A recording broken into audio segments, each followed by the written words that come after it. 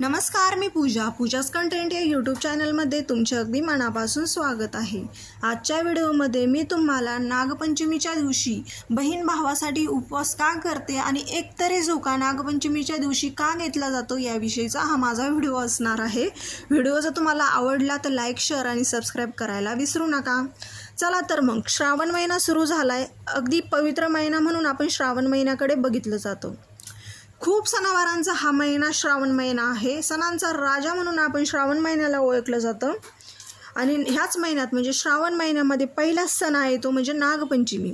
नागपंचमी या दिवशी नागदेवतेची खूप मनोभावाने पूजा केली जाते। या दिवशी बहीण भावासाठी उपवास का धरते यामागची काय कथा आहे हे तुम्हाला माहिती आहे का? एकतरी झोका का खेळला जातो? नसेल माहिती तर आपला व्हिडिओ कंटिन्यू करा। चला तर मग सत्तेश्वरी नावाची एक राणी होती। तिला एक भाऊ होता आणि त्याचं नाव काय होतं तर सत्तेश्वर होतं। नागपंचमीच्या आदल्या दिवशी म्हणजे ही जी सत्तेश्वरी होती तिचा भावाचा अकाली मृत्यू झाला होता।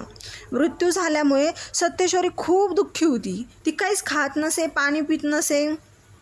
एके दिवशी तिला सत्तेश्वर नागाच्या रूपामध्ये दिसला व तिनं काय केलं, नागालाच आपला भाऊ मानलं आणि सत्तेश्वरीवरचं भावावरील प्रेम बघून नागदेवता इतकी प्रसन्न झाली की नागदेवताने वचन दिले की जी स्त्री आपल्या भावासाठी हा उपवास करेल तिच्या भावाचे मी मरोस्तोपर्यंत रक्षण करेल। म्हणून प्रत्येक बहिणी भावासाठी या दिवशी उपवास केली जाते। भावाला दीर्घायुष्य मिळावं यासाठी ती प्रार्थना करते आणि या दिवशी हा उपवास भावासाठी केला जातो।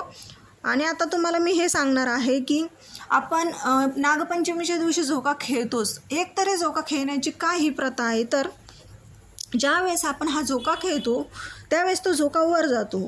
तसंच आपल्या भावाच्या जीवनामधील सर्व आनंद त्याला एकदम आनंद यावा, त्याची खूप अथांग प्रगती व्हावी या हेतूनं हा झोका वर जातो। तसंच हा झोका खाली देखील येतो म्हणजे त्याला खूप त्याचं जेवढं काही दुःख असेल ते सगळं दुःख दूर व्हावं, त्याच्यावर जेवढं संकट आले ते सगळं खाली पडावं यासाठी हा झोका खेळला जातो।